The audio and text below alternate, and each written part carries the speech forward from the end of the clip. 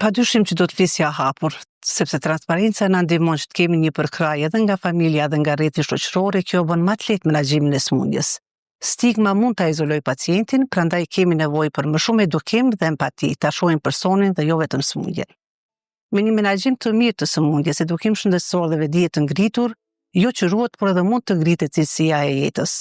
Prandaj një mesazh për gjithë personat me diabet, që diabeti nuk ju përcakton juve si person, ju jeni më shumë se një diagnozë, prandaj me një jetë të plotë dhe të shëndetshme ju mund ta keni një jetë shumë aktive.